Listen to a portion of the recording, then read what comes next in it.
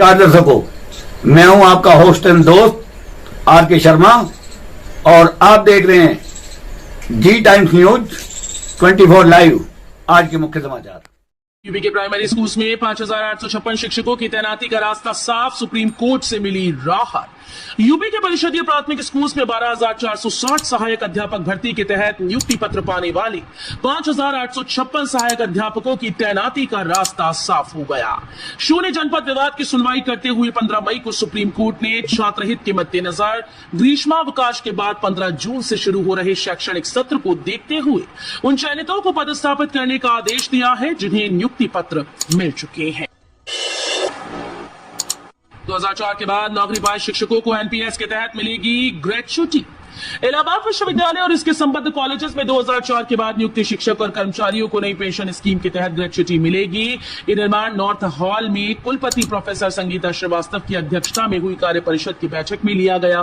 PRO professor Jaya Kapoor ने बताया कि इसके तहत विश्वविद्यालय एवं कॉलेज 1000 से ज्यादा शिक्षक एवं कर्मचारी लाभान्वित होंगे। लखनऊ विश्वविद्यालय में इस सत्र से पार्ट टाइम एमटेक के लिए आवेदन शुरू। लखनऊ विश्वविद्यालय में इस सत्र से 5 स्ट्रीम में पार्ट टाइम एमटेक कार्यक्रम के लिए आवेदन की शुरुआत हो गई है। इससे नौकरीशुदा व्यक्तियों को दाखिला लेने का मौका मिलेगा। अभ्यर्थी एलयू की आधिकारिक वेबसाइट के जरिए 10 जून तक आवेदन कर सकते हैं। एलयू की स्नातक प्रवेश प्रक्रिया 2024-25 के तहत पार्ट टाइम एमटेक पाठ्यक्रम में आवेदन आरंभ हो गए हैं। यूपी की 14 लोकसभा सीटों पर आज मतदान। राजनाथ, राहुल, स्मृति समेत कई दिग्गजों की प्रतिष्ठा दांव पर।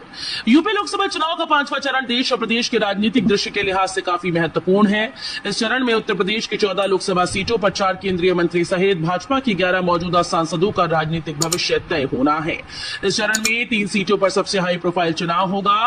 रायबरेली सीट पर कांग्रेस के पूर्व अध्यक्ष राहुल गांधी हैं, तो लखनऊ सीट पर रक्षा मंत्री राजनाथ सिंह। यूपी सरकार गांव में करने जा रही है काम, लापरवाही पर अफसर होंगे जिम्मेदार। शासन ने हर घर शुद्ध पेयजल मुहैया कराने की कवायद शुरू कर दी है। शासन की डेट लाइन के मुताबिक कार्य पूरा कराया जाएगा। जो परियोजनाएं अधूरी हैं उन्हें शीघ्र पूरा कर गांव में पंप ऑपरेटर, केयर टेकर तैनात किए जाएंगे। ग्रामीणों के यूजर चार्ज भी वसूला जाएगा। शासन ने इसी साल दिसंबर के आखिर तक हर घर को शुद्ध पेयजल मुहैया कराने की डेट लाइन जारी की है। आपके बिजली कनेक्शन पर अब बिना नोटिस नहीं हो पाएगा ये काम, नया आदेश जारी।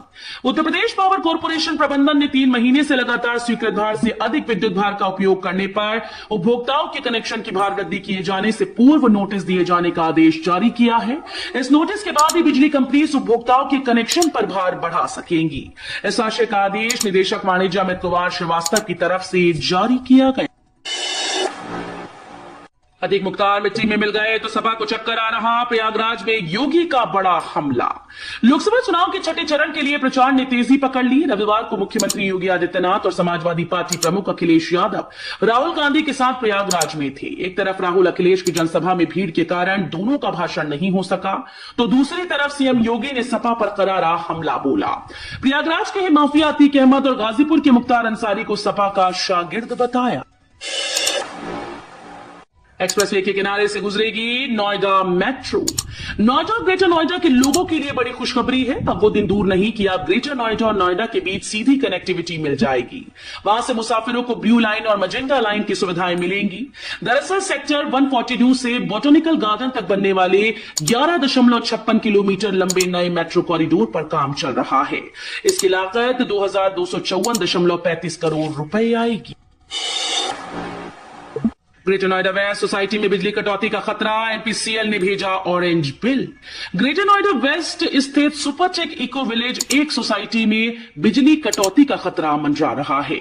एनपीसीएल ने सोसाइटी को ऑरेंज बिल भेजा है, जिसका मतलब है कि बकाया न चुकाए जाने पर बिजली कट सकती है। इस कारण सोसाइटी में बिजली कटौती का खतरा मंडरा रहा है।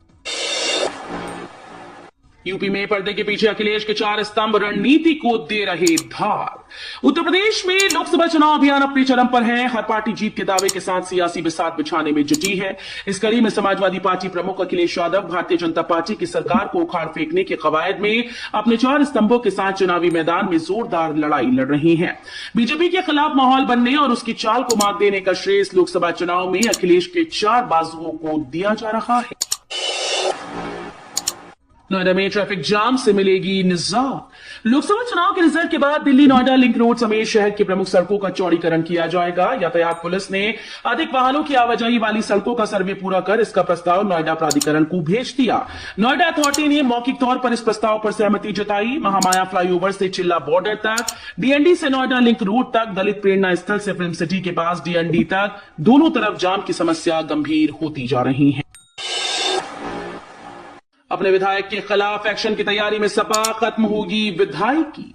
समाजवादी पार्टी के विधायक रहे मनोज पांडे बीते दिनों बीजेपी में शामिल हो गए थे। उनके बीजेपी में शामिल होने के बाद चुनाव प्रचार में लगे हुए हैं। उन्होंने दिल्ली में गृह मंत्री अमित शाह की उपस्थिति में बीजेपी की सदस्यता ली, लेकिन अब सपा भी उनके खिलाफ एक्शन की तैयारी कर रही है। सपा के टिकट पर विधानसभा चुनाव में जीत दर्ज करने वाले मनोज पांडे की अब विधायक की सदस्यता जा सकती है।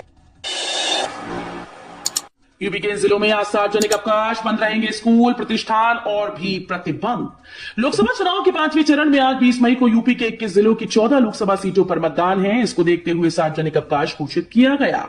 मतदान के दिन जिलों में स्कूल, सभी दुकानें, वाणिज्यिक प्रतिष्ठान और कारखानों में अवकाश रहेगा। वहीं जिले में स्थित सभी दुकानें, प्रतिष्ठान और कारखाने बंद रहेंगे। आदेश का उल्लंघन करने वालों के खिलाफ कानूनी कार्रवाई की जाएगी।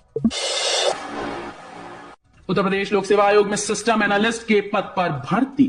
उत्तर प्रदेश लोक सेवा आयोग में सिस्टम एनालिस्ट के पद पर भर्ती के लिए आवेदन प्रक्रिया चल रही है। इसका भर्ती विज्ञापन 7 मई 2024 को जारी हुआ था और ऑनलाइन आवेदन प्रक्रिया भी 7 मई से शुरू हो गई थी।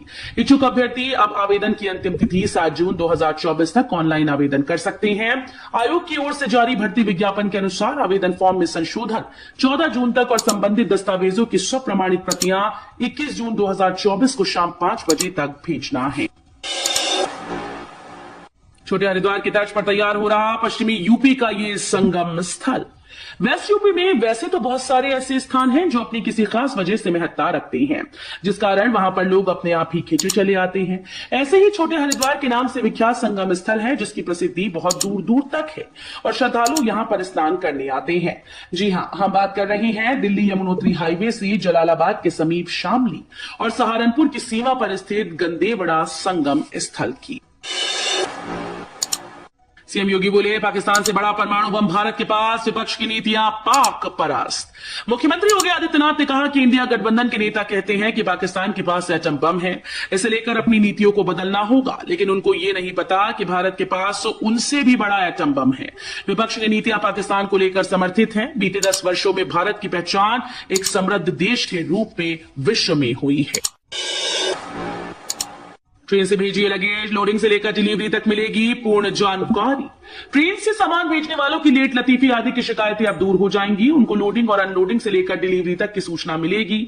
इसके लिए पूर्वोत्तर रेलवे का इज्जतनगर मंडल, बरेली सिटी समेत 9 स्टेशन पर कंप्यूटरीकृत पार्सल मैनेजमेंट सिस्टम शुरू कर रहा है।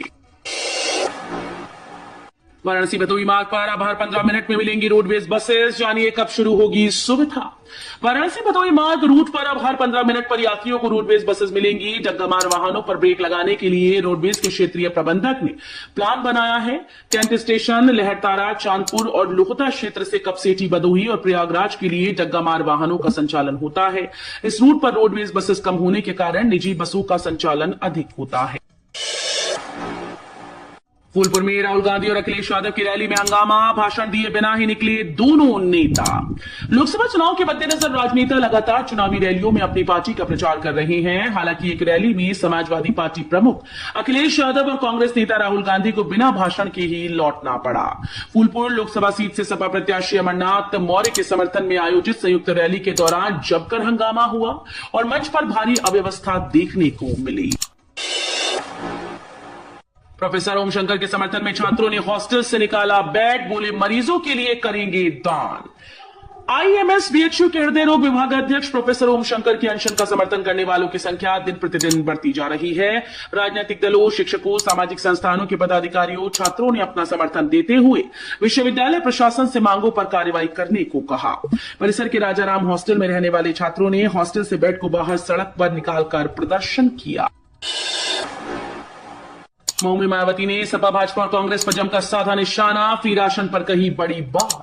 हमारी सरकार बनी तो पूर्वांचल को अलग राज्य का दर्जा दिया जाएगा, हम बात नहीं करके दिखाते हैं। बसपा सरकार में सुरक्षा व्यवस्था का यह आलम था कि मैंने अपनी सरकार में अपने ही एमपी को आवास पर बुलाकर पुलिस से गिरफ्तार करवाया।